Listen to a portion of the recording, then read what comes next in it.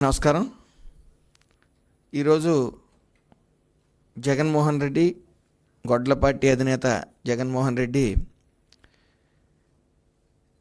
అంబేద్కర్ కోనసీమ జిల్లా రావటం జరిగింది. ముందుగా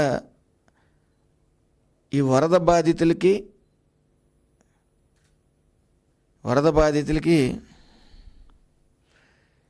భరోసాగా నిలబడటానికి వచ్చారేమో అని భావించాం.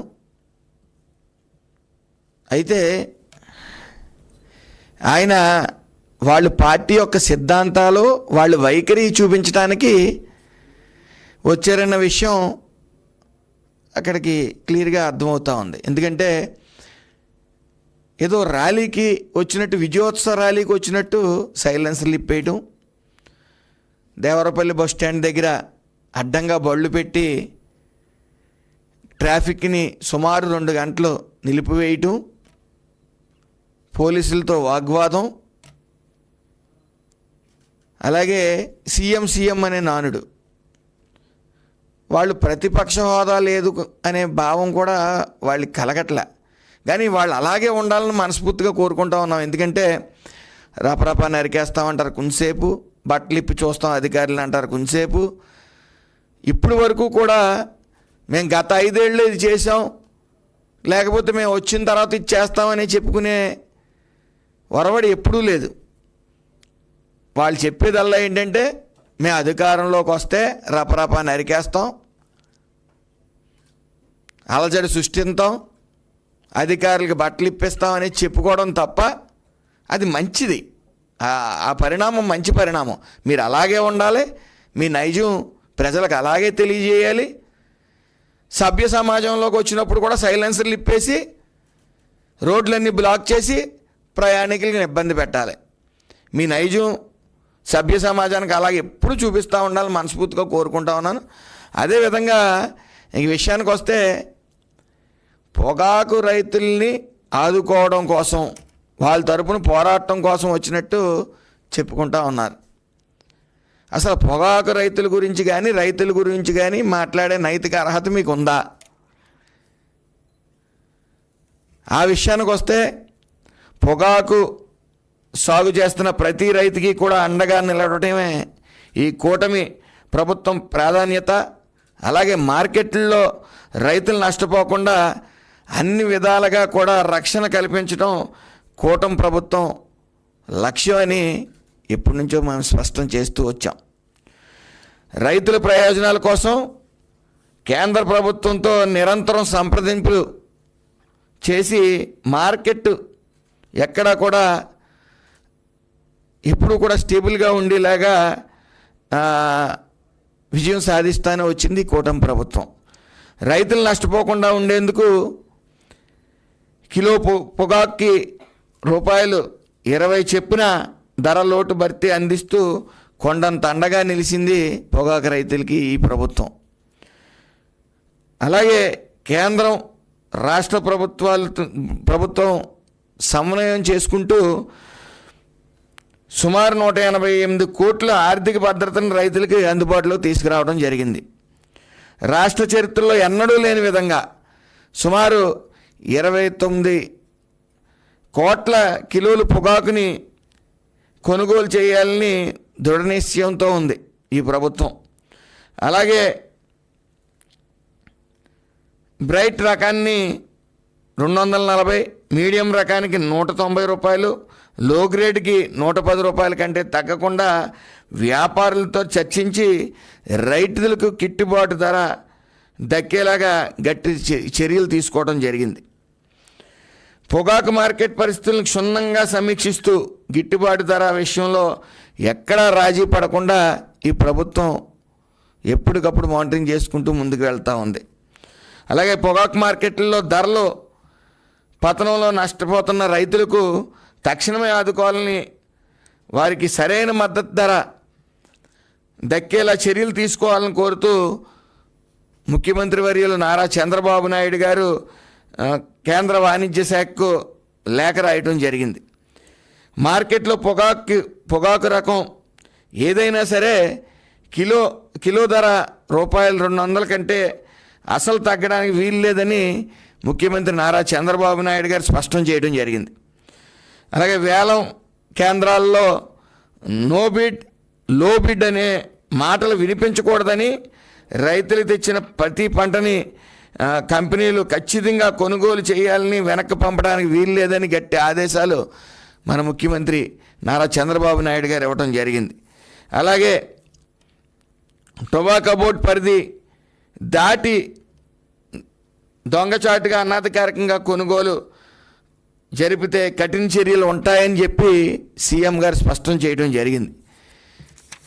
అదేవిధంగా ఇక ముసల కన్నీరు కారుస్తున్న జగన్మోహన్ రెడ్డి గత 5 ఏళ్ల ప్రభుత్వంలో అసలు పొగాకు రైతుల కష్టాలు ఎప్పుడైనా ఆయన చెవుకు వినిపించినాయా? ఏ రోజన్నా అటువైపు వాళ్ళ దిశగా ఆలోచించి కేంద్రానికి ఎప్పుడైనా లేఖ రాసిన బాపత ఎప్పుడైనా ఉందా? వివరాల్లోకి వెళ్తే 2020-23 మధ్య బర్లీ పొగాకు ధరలు క్వింటాలకి రూపాయలు 10,000 లోపే పడిపోయాయి. కొన్ని చోట్ల అయితే కేవలం 7,000కి 8,000కి కూడా కొనేవారు. అదేవిధంగా 2024లో కిలో ధర 240 రూపాయలు దాటకపోవడంతో రైతులు పెట్టుబడి కూడా వెనక్కి రాకపోవడం అందరికీ తెలిసిన విషయం. అలాగే ఐటీసీ కానీ గాడ్ఫ్రే ఫిలిప్స్ వంటి సంస్థలు నాణ్యత సాగుతో తక్కువ ధరలకే జగన్ ప్రభుత్వంలో దోచుకోవడం అందరికీ తెలిసిన విషయమే. కేంద్రానికి నివేదికలు కూడా పంపలేదు. అలాగే మద్దతు ధర లేక రైతులు మధ్యవర్తులకు తక్కువ ధరలకే అమ్ముకున్న పరిస్థితి జగన్మోహన్ రెడ్డి ప్రభుత్వంలో జరిగింది. అలాగే బర్లీ పొగాకు పంటకు వైఎస్ఆర్ రైతు భరోసా పథకంలో ఎలాంటి మద్దతు కూడా లభించలేదు. ఒంగోలు, వినుకొండ, చిలకలూరుపేటలో రైతులు ధర్నాలు చేసినా ప్రభుత్వం ఎక్కడా పట్టించుకున్న దాఖలాలు లేవు. అలాగే అప్పుల ఊబిలో కూరుకుపోయిన రైతులు ఆత్మహత్యలు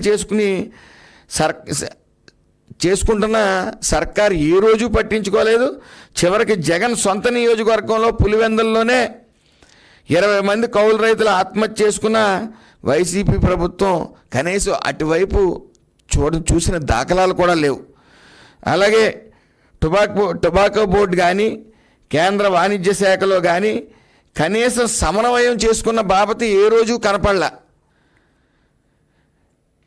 అయితే ఈ ప్రభుత్వం, ఈ మంచి ప్రభుత్వం ప్రతి విషయంలోని కూడా రైతులకి అండదండలుగా నిలుస్తూ ఎప్పుడు భరోసాగా నిలిచింది ఈ ప్రభుత్వం. ఈరోజు మీ బలాన్ని నిరూపించుకోవడానికి, లేకపోతే మేము ఇంకా ప్రజల మధ్య ఉన్నాం అని చూపించుకోవడం కోసం మీరు ఇవాళ మరి ఏ రకంగా విజయోత్సవ ర్యాలీలు పెట్టారో తెలియదు, కానీ మందు కాలుపు, సైలెన్సర్లు ఇప్పేయటం, బళ్ళకి ట్రాఫిక్ ఆపేయటం, జై సీఎం అని నినాదాలు. ఒక పక్క మీకు ప్రతిపక్షం అదే పోయి ప్రజలకు మీ నైజం ఒక పక్క చూపిస్తుంటే, ఈరోజు మళ్ళీ మా జిల్లాకు వచ్చి మళ్ళీ మీ బల ప్రదర్శన చేస్తూ ఉన్నారు. మీ నైజం ఎప్పటికీ పోదు. మీరెప్పుడు ఆ గొడ్ల పార్టీ ఎప్పుడు కూడా మీ భావాలు ఎప్పుడు కూడా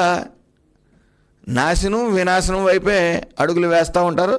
ఆ రకంగానే మీరు కలకాలం ఆ భావాలతోనే ఉండాలని మనస్ఫూర్తిగా కోరుకుంటా ఉన్నాం. అదేవిధంగా ఈరోజు రైతులందరూ తలదించుకునే పరిస్థితి. నువ్వు రైతుల కోసం పోరాడుతుంటే, అధికారంలో ఉన్నప్పుడు వ్యవసాయమే దండగని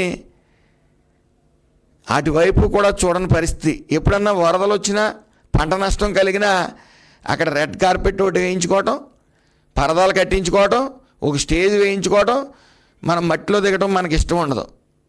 నీ తండ్రి గారు రైతు వేషాధారణతో జనాల మధ్యన ఉంటే నువ్వు రైతు వ్యతిరేకంగా జనాల్లో ఉంటా ఉన్నావు. ఈరోజు ఎందుకు వచ్చారో మీకే తెలీదు. అక్కడ జరుగుతున్న పరిణామాలు ఏంటో మీకే తెలియవు. మొన్న మీ మంత్రి కొడుకు ఒక వ్యక్తిని గుద్ది చంపేస్తే 45 ఏళ్లే కదా, చాలా వయసు అయిపోయింది, అతను పట్టించుకోవాల్సిన పని లేదన్నట్టు మీరు మాట్లాడటం చాలా విడ్డూరంగా ఉంది. అదేవిధంగా మరో ముఖ్య విషయం కూడా మీరు తెలియజేశారు. అది యాక్సిడెంట్ కాదు, మర్డర్ అని మీ నోటితో మీరే చెప్పారు. ఏదో కొత్త విషయాలు చెప్పారు, హార్ట్ పంపింగ్ అని. హార్ట్ పంపింగ్ వాళ్ళ తండ్రి దగ్గర చూసి నేర్చుకుని పడిపోయిన వ్యక్తిని గుండెలెక్కి తొక్కాడా హార్ట్ పంపింగ్ అంటే? హార్ట్ పంపింగ్ తండ్రిని చూసి, తండ్రి డాక్టర్ అయితే తను చూసి నేర్చుకోవటం ఏంటనేది ఎవరికి అర్థం అవ్వని విషయం. మీ తండ్రి గారి దగ్గర నుంచి మీరు రాజకీయం అలాగా నేర్చుకోలేదు. ఎదరవాళ్ళు ఆ డాక్టర్ నుంచి హార్ట్ పంపింగ్ అనేది వర్డ్, మరి గొప్ప గొప్ప పదాలని మీరు తెర మీదకి తీసుకుని వస్తూ ఉన్నారు. దాన్ని వెనకేసుకు రావటం, మీరు కనీసం బాధిత కుటుంబాన్ని మీరు పలకరించారా? వాళ్ళకి ఏమైనా ఆర్థిక భరోసాని ఇచ్చారా? అనుకోకుండా గుద్దాడు చిన్నపిల్లవాడు, మీకు అండగా మేము ఉంటామనే భరోసాని కల్పించారా? మళ్ళీ బీసీ కార్డును వాడుతూ ఉన్నారు. మా మాజీ మంత్రి బీసీ అనే తొక్కేస్తున్నారు. అసలు బీసీల గురించి మాట్లాడే నైతిక అర్హత మీకు ఎప్పుడన్నా ఉందా? మీ గత 5 ఏళ్ళ ప్రభుత్వంలో మీరు బీసీలపై దాడులు ఎన్ని చేశారో ఎవరికి గుర్తులేదు అనుకుంటా ఉన్నారా? అలాగే మీరు ఒకటి గమనించాలి, అచ్చెన్నాయుడు గారిని కానీ, స్పీకర్ గారిని కానీ, ప్రజెంట్ స్పీకర్ గారిని కానీ, అయ్యన్న పాత్రుని గారిని కానీ అనేక హింసలు, అనేక కేసులు మీరు పెట్టారు. ఏ రోజైనా ఎవరైనా ఈ కూటమిలో ప్రభుత్వంలో ఉన్నవారు ఏ నాయకులైనా సరే కులం కార్డులు వాడారండి? మరి మీరెందుకు వాడుతున్నారో అర్థం కాని పరిస్థితి. మీరు ఎందుకు యాత్రలు చేస్తారో, మీరు ఎందుకు మీ యాత్రలు కరెక్ట్ యాత్రలు ఏంటంటే, ఎవరన్నా జైలుకి వెళ్ళి గంజాయిలో దొరికినోడు జైలుకి వెళ్ళినా, ఇలాగ మొన్న యాక్సిడెంట్లో గుద్దేసి తర్వాత హార్ట్ పంపింగ్ అని గుండెల మీదకి ఎక్కి గొంతులు వేసిన వాళ్ళు ఇంట్లోకి వెళ్ళినా, ఇలాంటి యాత్రలు మీకు సూట్ అవుతాయి.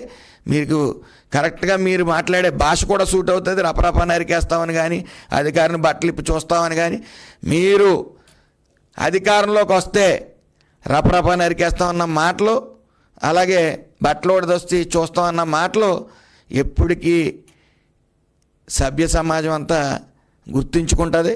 మీ వైఖరి ఇలాగే ఉండాలి, మీరు ప్రెస్ మీట్లు అలాగే పెట్టాలి, మీరు నిరంతరం ప్రజల మధ్య ఉంటూ మీ వైఖరి తెలియజేయాలని మాత్రం, ఈ విచిత్ర వైఖరి తెలియజేయాలని మనస్ఫూర్తిగా కోరుకుంటా ఉన్నాం. మీరు ఎక్కడికి యాత్రలకు వెళ్తే అక్కడ వినాశనం. మీ కార్యకర్తలే నెత్తి మీద చేతులు పెట్టుకుని ఎందుకు వచ్చిన ప్రెస్ మీట్లని చెప్పుకునే పరిస్థితికి మీ యాత్రలు వచ్చాయంటే సిగ్గుపడవలసిన పరిస్థితి అని తెలియజేసుకుంటూ, ఏదేమైనప్పటికీ దయచేసి మీరు రైతుల గురించి మాట్లాడి, మీరు రైతులకు ధైర్యం ఇవ్వడం కోసం ప్రజల మధ్యకు వచ్చిన బిల్డప్లు మాత్రం తగ్గించుకోవాలని మనస్ఫూర్తిగా కోరుకుంటూ అందరికీ